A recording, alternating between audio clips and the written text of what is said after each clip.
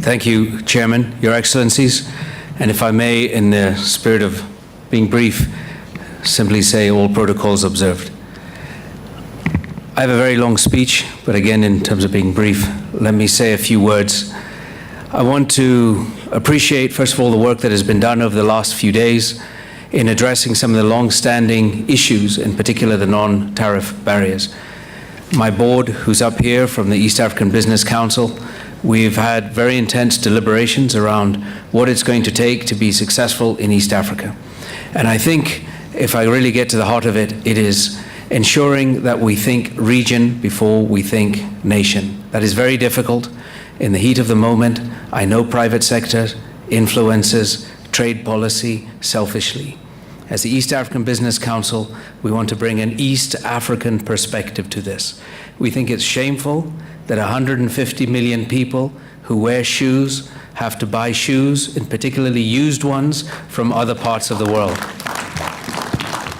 We think it's shameful that some of the very able manufacturers of garments can sell them to Macy's and Marks and Spencer's and other companies for $7 a garment, and 3 or 4 years later, we wear those same used garments and pay a similar price. And in the meantime, in Burundi, Uganda, Tanzania, Kenya, we allow our cotton industry to degrade, our ginneries to rust, and our production to disappear. And then we say, let's be manufacturers, let's be producers, and simply we turn into traders. So as the East African Business Council, we're paying a lot of attention to this drive to produce. We want to be producers of value. We don't want to be traders. There's a role for traders. There's a role for traders. But let's manufacture. On that particular note, it's also very important. We've spent a lot of time with our Minister of Foreign Affairs in Kenya and many others in Tanzania. And we're talking about we need regional value chains.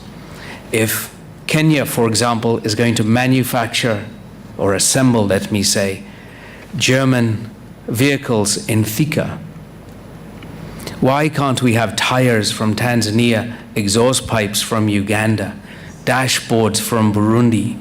So this becomes an East African car, not just a Kenyan car. If Scania does that in Dar es Salaam, let it be the same thing. And I promise you, legislators, these sticky things called non-tariff barriers will drop when that truck made by whichever company reaches an Namanga border. The immigration and customs officials will say, "Hini wetu, let it go through." So our vision, Your Excellencies, our visions of private sector is let the trucks rumble through Namanga without stopping. We'll use technology, we'll ensure that things are done properly, but that's our vision.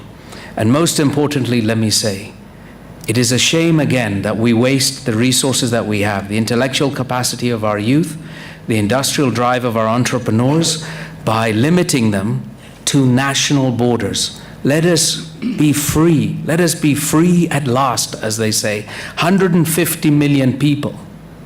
Local investors can get economies of scale, and most importantly, not even most importantly, let me just say, additionally, foreign investors can see East Africa for what it is, a 150 million people market. So we implore, we urge that we as private sector get a seat at the table. We have been observers for a long time. We would like to get out of the proverbial stands, come into the field, and help in the formulation of trade policy, and not come to events like this just to listen to a readout. We want to participate because our heart is in exactly the same place as the legislators. And as the chairman said, we're here to make jobs, create wealth, and uplift our people from poverty. With a few words, let me say asanteni, and we really appreciate the opportunity to speak. Thank you.